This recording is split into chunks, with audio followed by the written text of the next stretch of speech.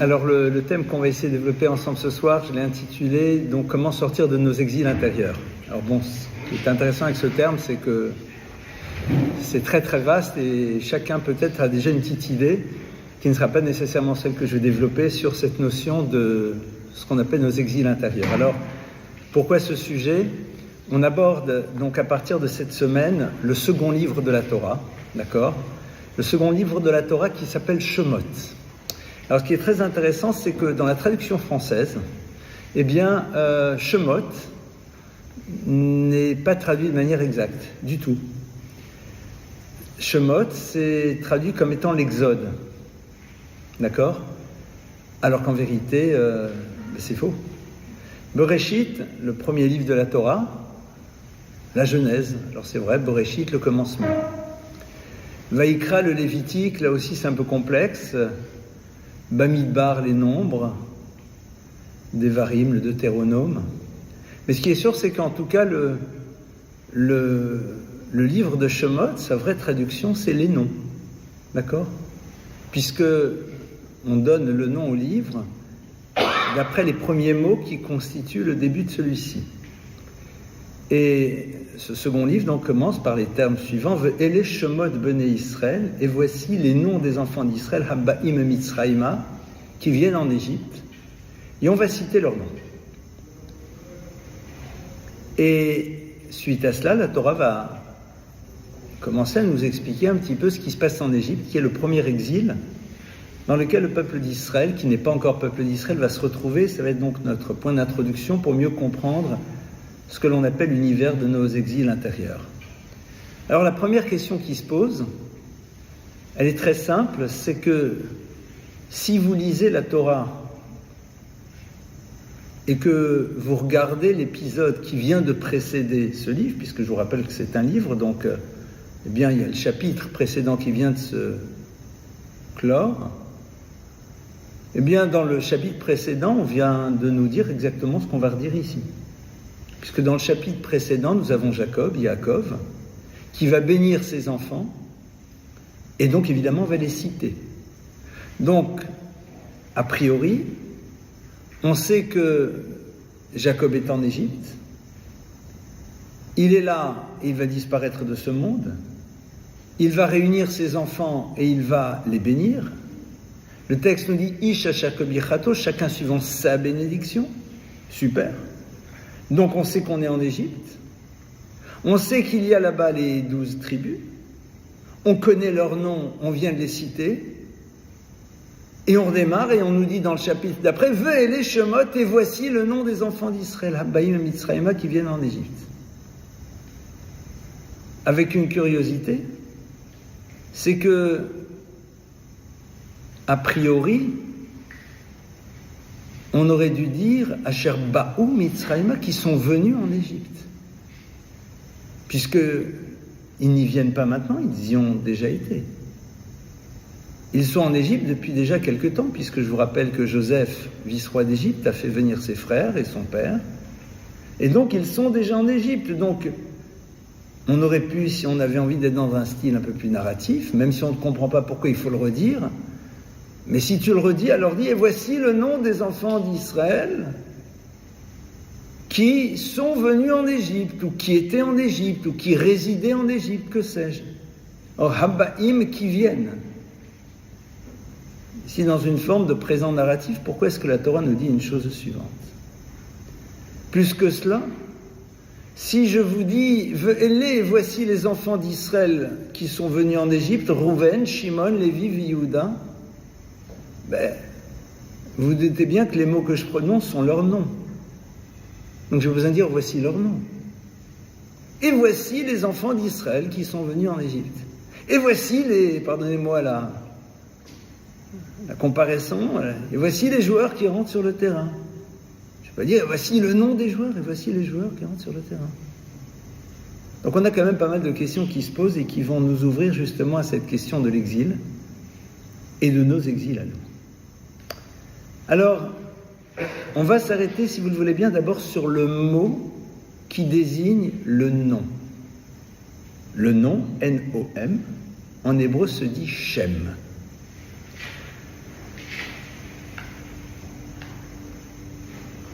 L'hébreu est une langue consonantique. Ça veut dire que les voyelles, vous pouvez mettre celles que vous désirez. D'accord ? Quand vous regardez un Sefer Torah, quand vous regardez le rouleau, d'accord, le rouleau de la loi, eh bien, vous n'avez que des consonnes, vous n'avez pas de voyelles.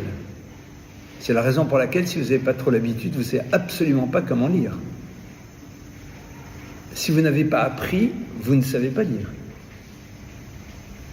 Et c'est en effet ce qu'on est censé apprendre. C'est-à-dire à connaître le texte, juste de par la présence des consonnes, sans connaître les voyelles et les apprendre. D'accord ? Donc, on commence. Ve'ele Shemot, Shem, le nom. Le nom Shem, vous pouvez aussi dire autre chose. Vous pouvez dire Sham. Sham, en hébreu, veut dire là-bas. La lechet Sham, aller là-bas. Et donc on a ici un mot qui désigne le concept du nom, mais qui peut se lire comme étant Sham là-bas. Quand vous parlez de cette notion de Sham de là-bas, vous introduisez l'idée d'un lieu vers lequel on va. Si je dis Sham là-bas, c'est qu'il y a un ici et il y a un ailleurs. D'accord ? Le là-bas, c'est parce que je suis à une place A et il y a une place ailleurs. Donc, dire Sham, dire là-bas, c'est me renvoyer à l'idée qu'il y a quelque chose que je dois atteindre. En tout cas, il y a autre chose que la place dans laquelle je suis. Il y a là où je suis, mais il y a un ailleurs. Intéressant de voir que le livre qui va nous parler de l'exil commence d'abord par poser la question du ici et du ailleurs. C'est-à-dire qu'il y a la réalité de ce que je suis là où je me trouve, mais la réalité dans laquelle je me trouve ne doit pas m'enfermer. Mon nom, c'est l'élément qui me définit, mais l'élément qui me définit pour être quelque chose qui m'enferme. Je suis cela. Point. Non. Il y a un ailleurs. Et c'est cet ailleurs qu'on va essayer d'explorer. Ve'ele Shemot bnei Israël haba'im mitzrayma. Et voici Shemot, donc là, on utilise le terme de Shem, qui veut dire le nom, au pluriel, puisqu'on va parler de leur nom, mais on va dire voici Shemot bnei Israël, les noms des enfants d'Israël. C'est-à-dire que vous êtes à la fois les enfants de quelqu'un que l'on appelle Israël, qui est en l'occurrence Jacob. Donc il y a quelque chose qui vous rassemble, il y a un élément qui est commun, vous êtes toutes et tous des Bnei Israël, des enfants d'Israël, mais vous avez aussi chacun un Shem, vous avez chacun aussi un nom. Ça veut dire que ce n'est pas l'appartenance au groupe qui est l'élément qui va définir ce que vous êtes, mais vous appartenez au groupe. Ça veut dire qu'au fond, je vais devoir me promener entre le fait que je le veuille ou pas, j'appartiens à un groupe, je n'ai pas cette liberté de pouvoir m'en extraire, mais en même temps, ce qui me définit, ce n'est pas mon appartenance au groupe puisque j'ai un nom. Et donc, on va se retrouver avec le début de l'exil dans lequel on te dit, voilà, il y a la réalité incontournable qui est ton appartenance, qui est ton histoire, qui est la réalité à laquelle tu ne peux t'arracher. Point. Ça, c'est Bnei Israël, les enfants d'Israël. Cette réalité, tu ne peux pas t'en extraire. Mais tu as un nom, donc tu as une singularité, et ce nom t'ouvre à l'idée du Sham, du là-bas, c'est-à-dire de quelque chose qui va ailleurs. L'exil commence d'abord par l'histoire de la capacité que l'on a de s'arracher à quelque chose. L'exil, c'est un lieu d'enfermement. Lorsque quelqu'un est en exil, ça veut dire qu'il n'est pas dans l'histoire telle qu'il la voudrait.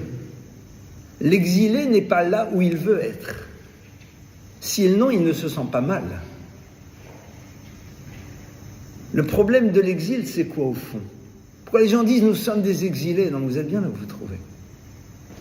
C'est que je me rends bien compte que je ne suis pas là où je veux être, là où je suis censé être. Ma place est sur ce lieu, ma place est sur cette terre, où ma place est dans cette histoire. Et là, on te dit, c'est vrai, c'est sûr. Et donc, tout l'enjeu va être de savoir est-ce que tu peux, à un moment, aller vers une histoire nouvelle. Au fond, l'exil est là pour nous rappeler que notre histoire, c'est à nous de la construire. Le clan d'Israël, le peuple juif, commence son histoire dans un lieu qui s'appelle Mitzraïm. À Mitzraïm, il y a la racine Meitzar. Meitzar, c'est l'étroitesse, c'est la limite. C'est assez paradoxal. Mais c'est pour nous dire qu'au fond, l'exil, c'est quoi? C'est un enfermement. L'exil, c'est au fond l'incapacité d'imaginer une autre histoire que celle que je vis. C'est-à-dire, j'ai un shem, j'ai un nom. Mon nom, c'est l'élément qui me définit, c'est-à-dire ma réalité de l'instant T. Et il faut que je me rappelle que dans le mot shem, il y a le mot sham, il y a là-bas. Nos exils intérieurs commencent par l'incapacité que l'on a de pouvoir imaginer vivre une histoire autre que celle dans laquelle on se trouve. On peut très bien vivre en exil, dans la mesure où justement cet exil ne se conjugue pas avec difficulté et souffrance. Je vous rappelle que d'ailleurs 4/5 du peuple juif ne va pas sortir d'Égypte. Heureux comme un juif en Égypte. Lorsque la souffrance, ce qu'on aurait appelé aujourd'hui l'antisémitisme actif n'est plus présent. Ça veut dire qu'au fond, l'exil n'est pas nécessairement un lieu dans lequel tu veux absolument t'échapper. Il peut être au contraire quelque chose de très agréable. On appellerait ça en hébreu « sweet galut », un exil doux. Notre difficulté, c'est que la plupart du temps, on conjugue l'exil avec la souffrance. Et donc évidemment, si l'exil c'est la souffrance, si c'est la difficulté, alors on n'a qu'une envie. Mais on veut quitter quoi? On veut quitter la souffrance, mais est-ce qu'on a envie d'atteindre quelque chose? On a envie d'atteindre le lieu dans lequel on ne souffrira plus. C'est-à-dire, on veut, au fond, faire disparaître un élément qui nous pose problème, et on n'a pas envie d'arriver dans une autre histoire. Pardonnez-moi si je le dis, et ça peut être un peu réducteur, et je vous prie de m'excuser, mais au fond, le déprimé, ce qu'il veut, c'est ne plus vivre sa dépression. Mais c'est ça qui l'intéresse. Alors je ne me permettrai pas de parler parce qu'il y a des personnes qui souffrent. La dépression, c'est un lieu de souffrance. Mais quelque part, c'est avant tout quitter la souffrance et non pas aller vers une histoire. Sortir de nos exils, c'est de être d'abord conscient que ce n'est pas le départ d'un lieu qui me fait souffrir que je veux, mais avant tout de me poser la question si je ne me suis pas enfermé en ne me donnant pas les moyens d'imaginer que mon nom n'est pas un lieu qui me définit, mais un lieu qui me propose d'accéder à quelque chose d'autre.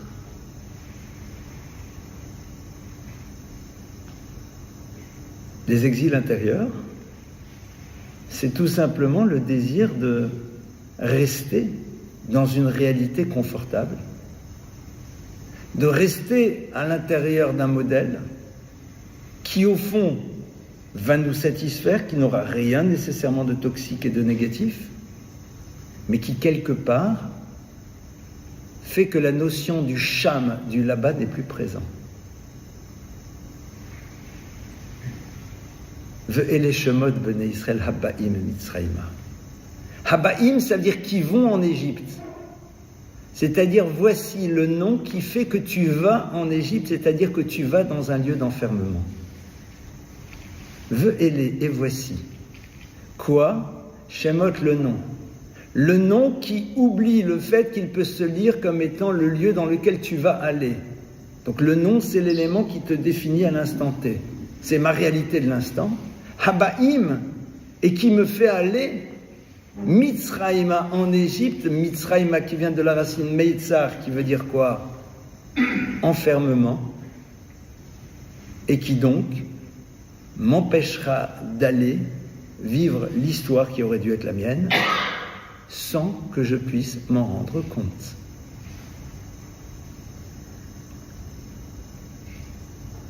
C'est pas simple. Parce qu'au fond, nous, ce qu'on rêve tous, c'est de vivre une réalité qui va nous nourrir, de vivre un quotidien dans lequel on se sent bien, de vivre un quotidien dans lequel les ingrédients pour pouvoir avoir la pêche, comme on dirait en français, sont présents, dans lequel la souffrance n'est pas au rendez-vous, et c'est super. C'est comment ça s'appelle? La petite maison dans la prairie. C'est très sympa, mais t'es en exil. Parce que tout simplement, tu n'as pas imaginé le Sham, le là-bas. Et c'est intéressant de voir que le mot Shem, qui veut dire le nom, c'est-à-dire l'élément qui te définit et dans lequel tu peux t'arrêter. Si tu oublies le Sham, alors il peut t'amener à ce qu'on appelle Shmama. Shemama, c'est quoi? C'est la destruction. Shamem, c'est quelque chose qui est dévasté. C'est-à-dire, la dévastation, c'est une réalité qui ne peut plus rien produire. Quand un champ est dévasté, quand une ville est dévastée, c'est qu'il y avait une réalité qui est là, qui pouvait créer, qui pouvait faire exister quelque chose. La dévastation, elle est là par rapport à une réalité qui n'est plus, mais qui aurait pu être, ou qui a été à un moment. Au fond, le monde des possibles, du Sham, du là-bas, était présent. Le fait de n'avoir pas voulu l'explorer fait que ces éléments qui auraient pu construire un autre futur sont dévastés, mais tu n'en as pas conscience parce que ta réalité quotidienne se conjugue au plus que parfait. Le clan d'Israël commence son histoire par justement l'enjeu de l'exil, de la galoute qui sera une nécessité absolue. C'est très intéressant. C'est-à-dire que si vous regardez au fond, les exils futurs seront au fond des mouvements qui seront opérés par le peuple juif parce qu'il aura dysfonctionné et on le confrontera à la réalité qu'il a fait fantasmer pour qu'il en découvre la dimension toxique. Parce qu'au fond, l'exil, c'est quoi? C'est se retrouver dans un univers qui a pu être source d'inspiration, mais d'en découvrir la toxicité. Parce que le peuple juif, lorsqu'il faute, c'est parce qu'il a envie d'aller comme les autres. Parce qu'il a envie de fonctionner comme l'humanité fonctionne, c'est-à-dire sans trop de règles, en étant soi-même celui qui définit ses règles, en décidant ça c'est bien, ça c'est mal, ça pose problème, ça pose pas de problème. Donc c'est génial, c'est au fond ce que les sociétés proposent. On le fait pénétrer ces sociétés, et c'est là où il en découvre la toxicité, à travers le fait qu'il va en être victime, alors qu'au contraire, il leur donne des lettres de crédit en voulant imiter leur modèle. Complètement fou si on réfléchit. C'est au moment où on est en train de dire on va fonctionner comme vous qu'on nous dit non. Donc ça c'est les exils par la suite, on va y revenir. Mais le premier exil c'est quoi? Qu'est-ce qui s'est passé? Joseph qui descend et on se retrouve. L'exil, c'est le point de départ de la construction de l'histoire du peuple juif. Parce que l'histoire du peuple juif, l'histoire de l'individu, c'est de se rappeler qu'à un moment, il peut être en exil parce qu'il n'est pas dans l'histoire qui doit être la sienne, tout en ayant l'impression qu'il vit une histoire qui peut être la sienne.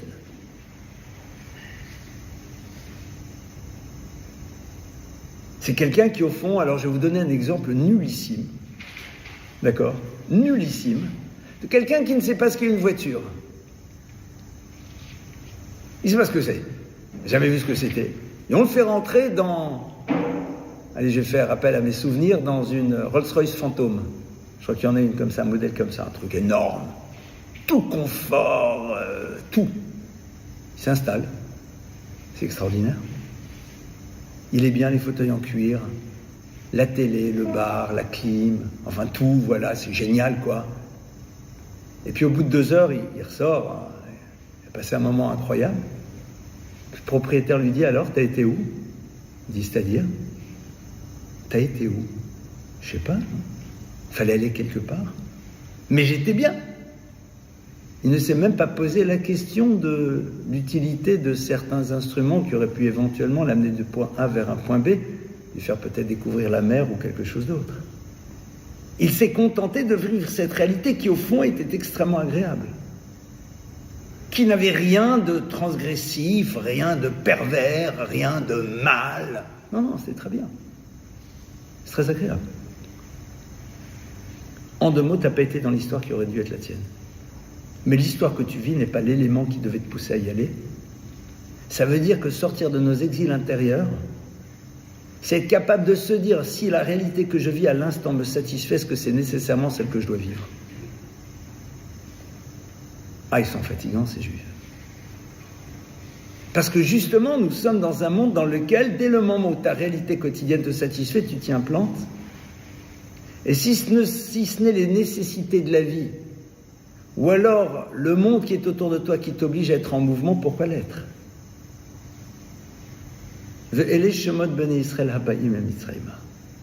Et voici donc.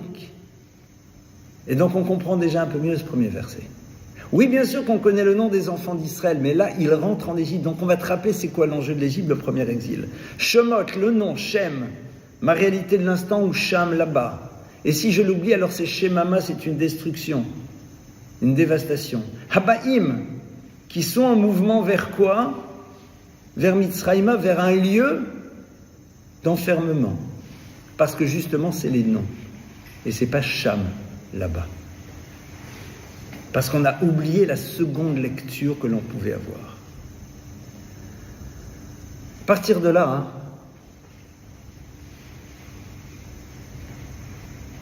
la question qui va se poser à nous, c'est de savoir, est-ce qu'on est prêt à accepter que nous sommes dans un exil intérieur ou pas? Qu'est-ce qui fait qu'à un moment, le peuple d'Israël veut s'arracher à l'exil? C'est-à-dire, qu'est-ce qui fait qu'à un moment, on va se dire, non mais, mon histoire, c'est pas l'histoire que je veux vivre. Qu'est-ce qui fait qu'il y a quelque chose qui se passe à l'intérieur de ça? Comment est-ce qu'on fait pour... Alors, en Égypte, qu'est-ce qui se passe? En Égypte, c'est très intéressant parce que le texte nous dit que le peuple d'Israël va yavidu Mitzrayim et bnei Israël befarech.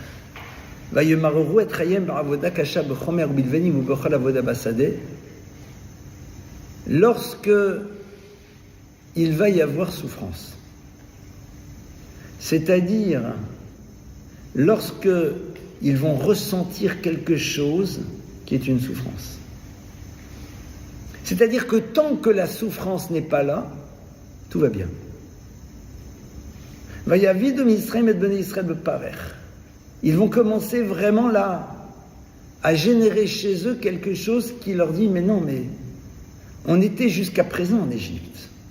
C'est-à-dire on était dans une réalité qui était exceptionnelle. Parce que je vous rappelle quand même que quand ils sont arrivés en Égypte, ils sont là-bas avec Joseph, avec la famille du vice-roi d'Égypte, enfin c'est top. Et puis d'un seul coup, eh bien, il va y avoir cette souffrance qui arrive. Et là, ils vont se dire non, il y a un problème. Comme si la Torah était en train de nous dire que la souffrance pourrait être peut-être le seul moyen de réaliser qu'on n'est pas au fond dans l'histoire qui doit être la nôtre. C'est la raison pour laquelle aujourd'hui on se donne les moyens de surtout ne pas ressentir la souffrance. C'est-à-dire que dès le moment où je me sens mal dans ma réalité, dès le moment où je ne me sens pas au top, alors qu'est-ce qui se passe ? Soit c'est parce que je ne vis pas l'histoire qui doit être la mienne, ou alors j'essaye d'échapper à cette souffrance. C'est peut-être très réducteur ce que je vais dire, légèrement démagogique sans doute, mais est-ce qu'aujourd'hui, au fond, le monde des substances, ce n'est pas justement l'élément qui me permet de rester dans l'exil, mais en apaisant la souffrance, en l'oubliant, en faisant en telle sorte qu'elle ne soit pas trop présente, voir les shoots d'adrénaline, enfin de tout ce que vous voulez qui sont liés à tout ce que l'on peut voir, font qu'à un moment je m'échappe. Donc au fond, en s'échappant, c'est-à-dire en se donnant les moyens de recouvrir, de faire disparaître la souffrance, on va tout faire pour rester dans la réalité qui est la nôtre et ne pas se dire mais peut-être qu'au fond la souffrance c'est parce que justement je ne suis pas dans l'histoire qui doit être la mienne.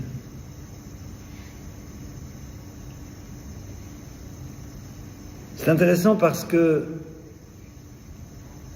le seul lieu dans lequel les gens se le disent, vous savez, c'est paradoxalement le seul lieu dans lequel ils devraient avoir exactement la réaction contraire, c'est dans les relations amoureuses. Où dès qu'il y a une souffrance, ah c'est que c'est sûrement pas la bonne histoire, il faut que je me lève, il faut que je parte. Alors qu'en vérité, c'est exactement le contraire. Pourquoi ? Parce que si tu considères que tu dois construire, c'est-à-dire que ton histoire, elle se passe avec telle et telle personne, et qu'il y a une souffrance, c'est peut-être ta manière à toi de penser et de vivre l'histoire qui pose problème. C'est-à-dire que l'objectif, le sham, tu l'as mal posé. Parce que c'est quoi le but d'une relation ? C'est de te faire grandir. C'est pas de te faire kiffer, pardonnez-moi l'expression. C'est de te faire grandir. Or la confrontation, c'est ça qui va te faire grandir. Je ne parle pas de la personne qui se lève tous les matins et qui te donne des coups de bâton sur la tête, là, part en courant.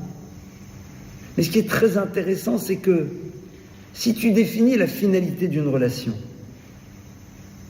c'est-à-dire si tu comprends qu'au fond la confrontation à quelqu'un qui est radicalement autre, c'est justement pour te faire grandir, parce que sache que dans la confrontation à quelqu'un de radicalement autre, de toute façon il y aura une difficulté, c'est pas possible autrement. Alors justement, là maintenant, tu es dans le cœur même de la chose. Or, de manière assez paradoxale, c'est là où, justement, on prend la fuite. Il y a quelque chose quand même d'assez impressionnant, en tout cas moi qui m'impressionne. Parce que justement, l'histoire, elle est là. Non pas d'être dans une souffrance continue, mais justement, d'être confronté à la difficulté et de savoir comment tu vas faire réémerger une histoire radicalement nouvelle, parce que tu vas grandir, et comme tu grandis, quelque part tu vis les choses autrement, puisque tu les vis autrement, t'es heureux.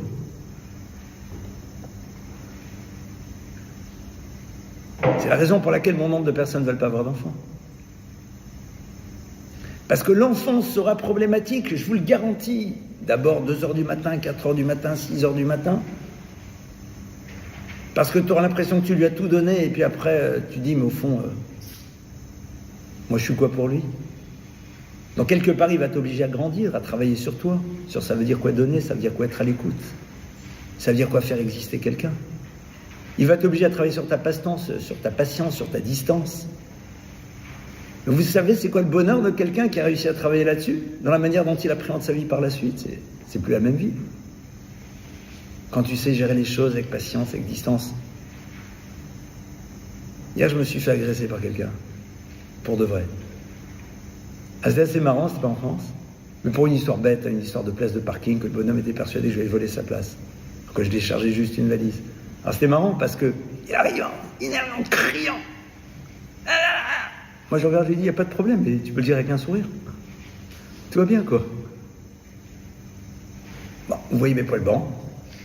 Donc, on a le bonheur d'avoir des enfants, et au bout d'un moment, ils t'apprennent que dans la vie, quand tu as quelqu'un qui crie en face, la meilleure solution, c'est pas de crier. On est d'accord?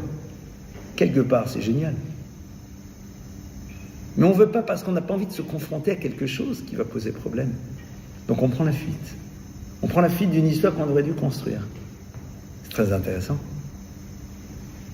Sortir donc de nos exils intérieurs, c'est sortir, paradoxalement, de ces univers dans lesquels on se sent bien,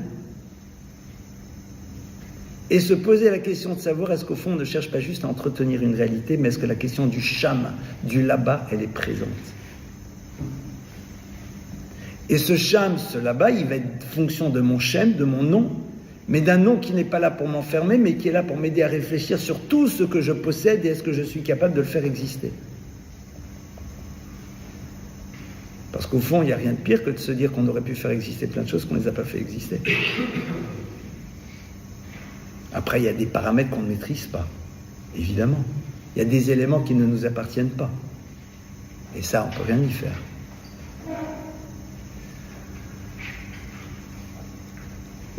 Je racontais une histoire qui, a priori, n'a pas de rapport, mais qui illustre un tout petit peu ça.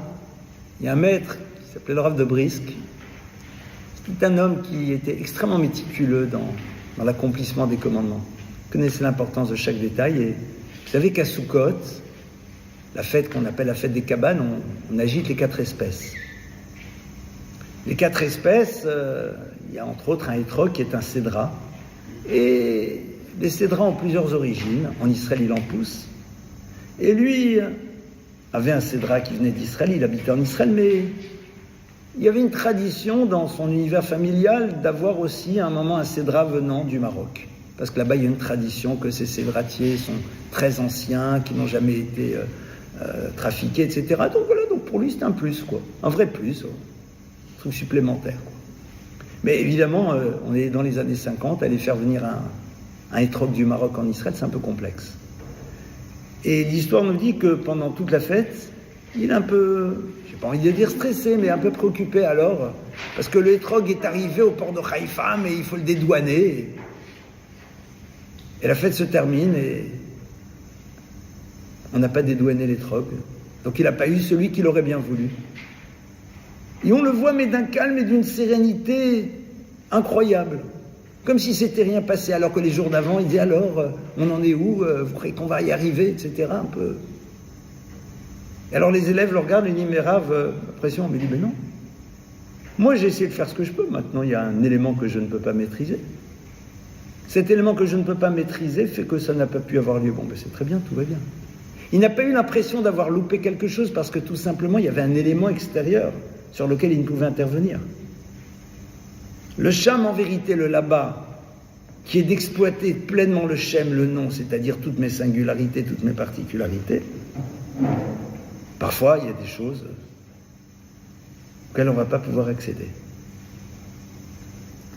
Alors, on va avancer un tout petit peu plus maintenant. On va rentrer donc maintenant dans ce monde des exils intérieurs, c'est-à-dire lorsque l'on se rend compte qu'au fond, on n'est pas vraiment là où on devrait être, même si on ne souffre pas. Et c'est sur ce point sur lequel j'ai beaucoup insisté. Parce que je vous rappelle que 4/5 du peuple d'Israël reste en Égypte parce qu'il ne souffre plus. Et c'est très intéressant parce que la notion de la souffrance en hébreu se dit tsa'ar. Et tsa'ar, c'est les mêmes lettres que le mot otser, la hatzor, c'est s'arrêter. C'est-à-dire que lorsqu'il n'y a plus de souffrance, on s'arrête, on reste immobile. La plupart du temps, nos mouvements, ils sont soit liés à un désir d'une réalité que l'on rêve, ou alors d'échapper à une réalité qui nous pose problème. Mais ici, la question qui est posée, c'est de savoir comment est-ce que on fait. Et pour cela, on va revenir, si vous le voulez bien, à la création de l'univers. Adam et Ève. Adam et Ève, qui au fond sont les premiers exilés de l'histoire, puisqu'ils quittent ce fameux jardin d'Éden. Mais justement, ce jardin d'Éden, c'est le lieu dans lequel on peut ne pas être en exil parce que Dieu y a rajouté quelque chose. Le jardin d'Éden, a priori, c'est justement le nirvana absolu, alléluia, ma réalité sympathique que je vis au quotidien, la petite maison dans la prairie. Seulement, si vous regardez le texte, il y a marqué là-bas que quand Dieu a mis Adam et Ève dans ce fameux jardin d'Éden, il va les mettre, il va leur dire le Ovda ou le Shomra. Le Ovda pour littéralement le travailler, ou le Shomra et le garder. Travailler quoi et garder de qui? A priori, si vous êtes dans le texte, Adam et Ève, Ève et Adam, Adam et Ève, Ève et Adam. Il n'y a personne d'autre pour l'instant. Donc tu n'as pas à le garder de quoi que ce soit.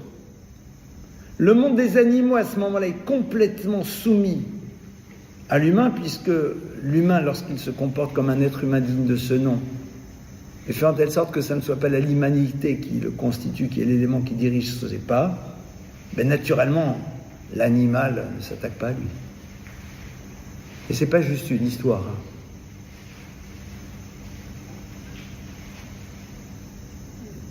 Rabbi Yocham de Mir, le maître de Rav Wolbe, lorsqu'il était à Mir, et qu'il allait à la yeshiva, il passait devant des fermes, et lorsqu'il passait devant ces fermes où il y avait des chiens qui étaient en liberté et pas des petits caniches, lorsqu'il le voyait, il se couchait.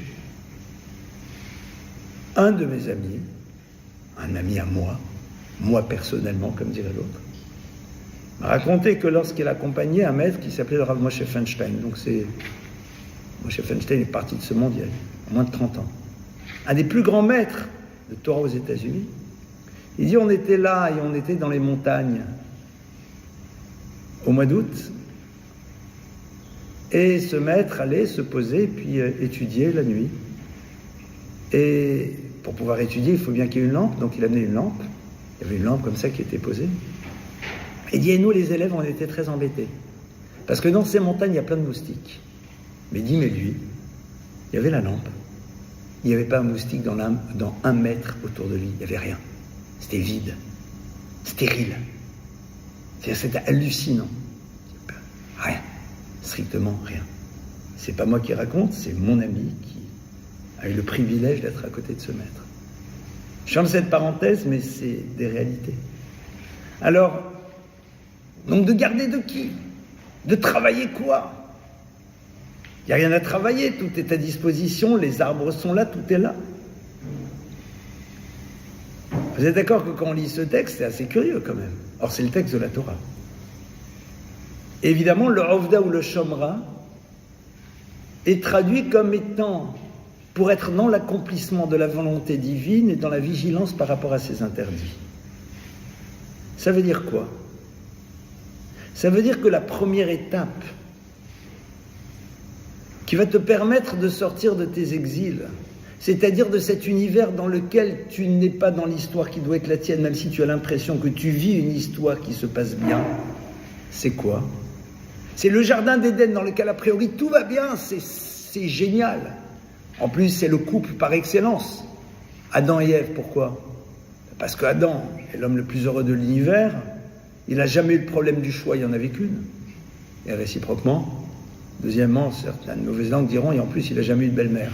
Donc, t'es au top. Jardin d'Éden, que demande le peuple? Je n'ai pas l'impression que je suis en exil. Non. Tu n'y seras pas parce que tu te rappelles que tu as quelque chose à faire maintenant. C'est-à-dire que l'environnement dans lequel tu te trouves, qui te semble être une finalité, c'est au contraire un lieu d'exil.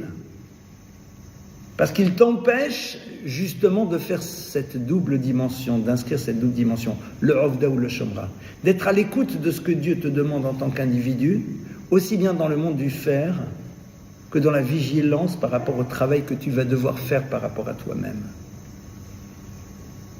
Sortir de nos exils, c'est être capable justement de s'arracher à quelque chose qui semblerait être le contraire de l'exil, dans lequel la souffrance n'est pas là. Comme on l'a vu, quand il y a souffrance, j'ai qu'une envie, c'est de m'en échapper, donc je bouge. Mais l'exilé dont la Torah nous parle, c'est pas l'exilé qui est dans sa souffrance. Et même celui-là, il pose problème parce que si tu veux juste échapper de ta souffrance, le jour où tu en as échappé, qu'est-ce que tu fais? Nos exils intérieurs, c'est nos vies qui se conjuguent au plus que parfait. Avoir le courage de se dire, je suis dans le jardin d'Éden, je suis avec mon nom. Mais en vérité, ça m'amène vers Meitzar, vers un lieu d'enfermement. Agréable, sympathique, la petite maison dans la prairie. Mais le Cham, le Laban, n'arrivera jamais. Pourquoi? Parce qu'il y a deux choses à mettre en place, le Ovda ou le Shomra. Et le Ovda, l'Avod, Oved, travailler, c'est pas le travail, c'est la santé comme dirait l'autre.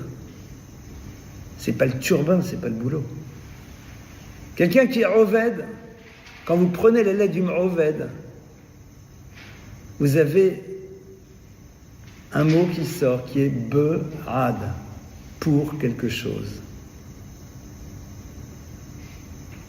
Pour arriver à quelque chose. Mais pourtant, je suis dans le jardin d'Éden. Tu as quelque chose à atteindre. Tu as autre chose que la réalité qui te fournit ton bien-être. Le chômeur, garder, c'est une idée que j'ai déjà souvent, très très souvent développée dans les cours. On a vu que le mot chômeur, qui veut dire garder, c'est les mêmes lettres que le mot Morish et le mot Rochem. Morish, ça veut dire faire hériter, Rochem, ça veut dire noter. Le point de contact entre les mots garder, faire hériter et noter, puisque ce sont les mêmes lettres, Shomer, Morish, Rochem, c'est pas les mêmes voyelles, mais on a vu qu'il n'y a pas de voyelles en hébreu. Le point de contact entre les trois, c'est la notion de l'importance. Je garde une chose qui a de la valeur, je fais hériter une chose qui représente quelque chose, je note une chose parce qu'elle est importante. Et aussi pour savoir à quoi je dois donner de l'importance. Quelles sont les choses qui sont importantes? Et la première chose qui est importante, c'est quoi? C'est justement de ne pas transgresser, c'est-à-dire de faire en telle sorte que ça ne soit pas ma dimension animale qui guide mes mouvements. Elle est présente, si elle est présente, c'est qu'elle a sa place, mais après la bénédiction, après la consécration, après l'engagement. Cette dimension, oui, bien sûr, elle a sa place. Mais parce que j'ai conscience de l'importance des choses, parce que je sais que consommer, c'est inscrire à l'intérieur de mon corps une réalité nouvelle à travers l'élément extérieur qui est à moi,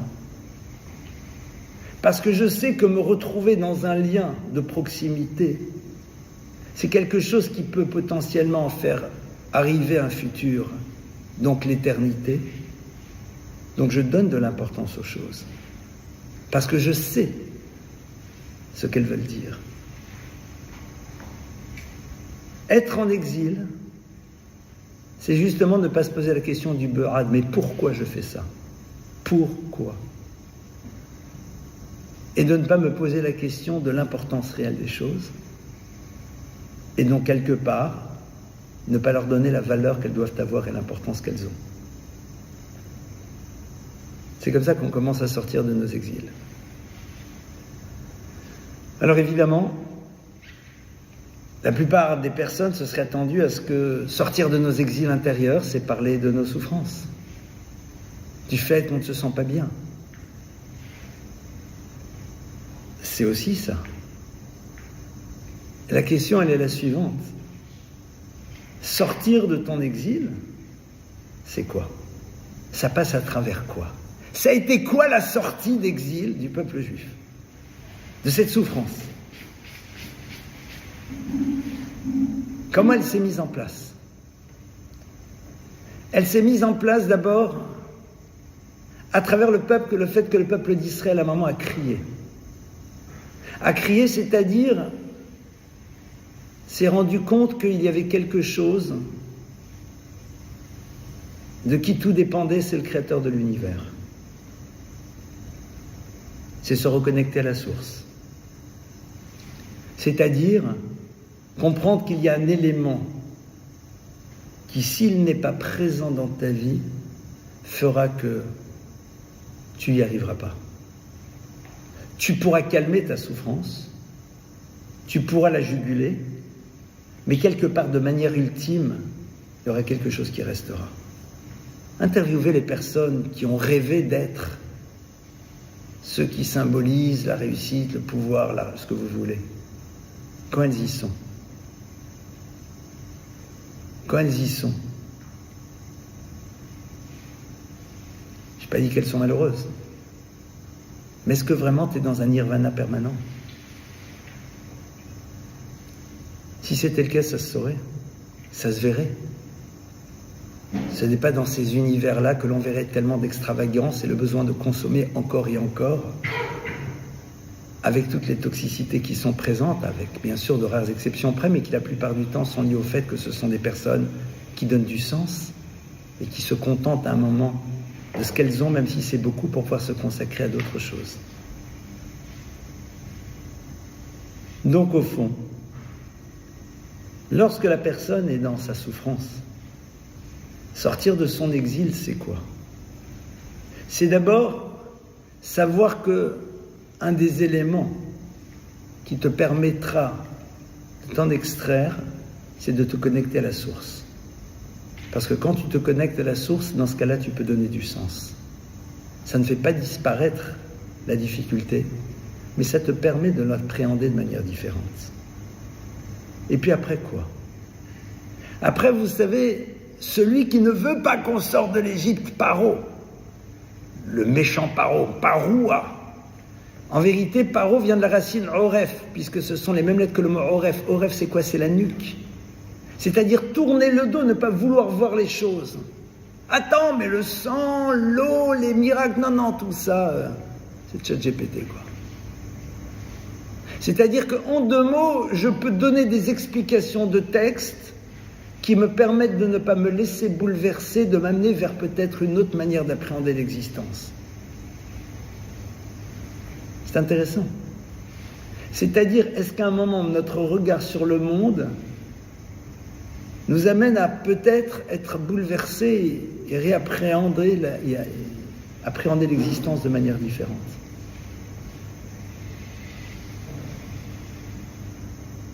Et à partir de là, évidemment, le mouvement il se met en place. Mais 4/5e vont se dire non. Si on peut retrouver tout de suite une forme de quiétude, alors on y va. C'est un petit peu ce qui se passe quand le peuple juif est confronté à des difficultés. Et quand il y a des moments d'apaisement, tout de suite on repart vers nos exils. Et dit le Meshech Chochma Rav Simcha Cohen Midvinsk dans son commentaire qu'il a écrit il y a plus de 120 ans, que le peuple d'Israël passera par des périodes dans lesquelles ce sont des périodes de 70 à 80 ans, qui seront des périodes de quiétude entre des moments difficiles. Et tout l'enjeu sera de savoir qu'est-ce qu'il fera pendant la période de quiétude. Et s'il oublie de savoir quoi en faire, c'est-à-dire s'il revient vers ses exils intérieurs, alors dans ce cas-là, on lui rappellera que les lieux qu'il voulait atteindre vont être, eux, source de sa souffrance. Aujourd'hui, on le voit de manière tellement hallucinante. Ce qui symbolise nos rêves, l'ouverture, le libéralisme, la tolérance, il est interdit d'interdire, ce qui est important, c'est le ici et maintenant. C'est le lieu dans lequel le juif revit à nouveau la vraie souffrance de l'exil. Alors que c'était ce lieu-là qu'il désirait atteindre pendant ces périodes dans lesquelles malheureusement on revient dans nos exils, par nous-mêmes. On revient dans ce que l'on croit être un jardin d'Éden, mais on oublie les 2 mots, le Ovda ou le Shomra. On oublie ces 2 mots. On dit non mais on y est. Et à partir de là, on s'arrête. Dans nos vies à nous, l'idée, ça serait peut-être de ne pas attendre, d'être confronté pour savoir s'arracher, pour savoir que le mot Shem, c'est aussi le mot Sham, que l'on ne veut pas de cette dimension de Shemama, de dévastation, que mon nom, c'est pas le lieu dans lequel je suis maintenant, mais c'est aussi quelque chose qui m'ouvre vers un autre futur, vers quelque chose d'autre. Et que justement, la quiétude de l'instant, elle est là pour me permettre de me tourner vers quelque chose de différent. Parce que si j'observe le monde, cette quiétude, au bout d'un moment, ne crée pas une société plus apaisée, ne crée pas l'harmonie, ne crée pas le bien-être, au contraire. Elle génère la jalousie parce qu'il y aura toujours quelqu'un qui aura plus. Elle génère les tensions, elle génère les guerres, elle génère les conflits. Alors que moi, je vous décris la réalité d'aujourd'hui, au niveau de notre confort, de notre quotidien. Et je raconte ça à nos arrière-arrière-gros-parents. Ils sont persuadés que notre société est une société, mais au top. Quoi, tout le monde a de quoi manger, tout le monde a de quoi se chauffer, tout le monde peut s'habiller, et pas juste avec une paire de chaussures et une chemise, même quand on n'a pas beaucoup. Et on peut même partir en vacances et se distraire. Et quand on tourne le bouton, l'eau elle est chaude. Alléluia. Léonard Cohen, viens, chante. Évidemment. Et si on leur dit, mais voilà ce qui se passe. Quoi, c'est-à-dire, mais les enfants se disputent contre leurs parents alors que leurs parents leur offrent des 100 mètres carrés, des vacances, des voitures, des machins, et même si c'est pas ça, enfin, je sais pas. Quoi, ils les envoient même plus à la mine, et les enfants, on les borde, et ils font ce qu'ils veulent. Mais c'est inimaginable. Ah ouais. Ça, c'est les exils, dans lesquels on a oublié le Ovda ou le Shomra. Et vous verrez que dans les univers, et on appelle ça un univers de Torah, dans lequel on n'est pas souvent dans un jardin d'Éden nécessairement, mais suffisamment pour se dire on y est quand même pas mal, on a de quoi manger, on a de quoi boire. Des enfants dont les yeux brillent parce qu'on leur a donné un bonbon, et parce qu'ils vont faire 2 tours de manège. Dans ces univers-là, tu vas trouver justement le Ovda ou le Shomra. Parce que justement, il y a un Shem et il y a un Sham. Parce qu'il y a quelque chose vers lequel on tend. Parce que ça, ce n'est qu'un cadre. Parce que le cadre n'est pas devenu finalité. L'exil qui nous enferme, c'est lorsque le cadre devient sa propre finalité. Lorsque le jardin d'Éden devient un objectif, alors qu'il n'est que le cadre dans lequel la notion de le Ovda ou le Shomra, pour agir et pour grandir, pour savoir à quoi donner de l'importance, est présent. Voilà un petit peu quelques idées sur cette notion-là. Et je pense qu'on est au fond tous capables. Maintenant, pour ça, il faut s'arracher une chose.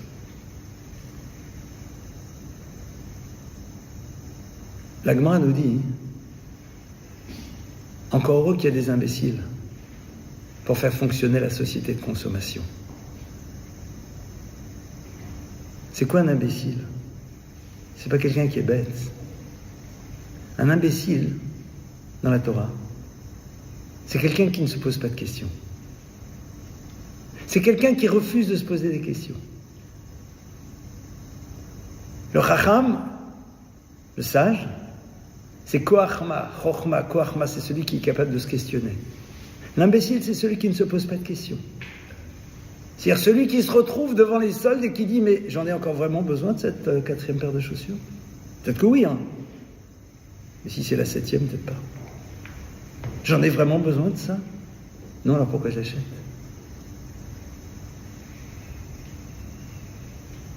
Pourquoi? Ça sert à quoi? Alors pour me faire plaisir. Mais une fois que tu t'es fait plaisir, est-ce que tu imagines que tu peux te faire plaisir de manière autre et peut-être plus durable? Pour ne pas te retrouver quand il va y avoir des quêtes de vêtements à réaliser que tu donnes des vêtements que tu n'as jamais portés, ce qui est quand même très sympa, parce qu'au moins tu les donnes et d'autres vont en profiter. Alors je tape pas sur la société de consommation pour dire enfermons-nous. On me dit au fond, le monde de la consommation, c'est celui qui justement va nous entretenir dans cet exil. Parce que justement, il est celui dans lequel on m'amène à ne même pas me poser la question, vu que le plaisir de l'instantané, c'est-à-dire de la possession de ce que je n'avais pas, va me nourrir quelques moments. Continue à fréquenter les magasins, continue à acheter, continuons, mais juste posons-nous aussi la question.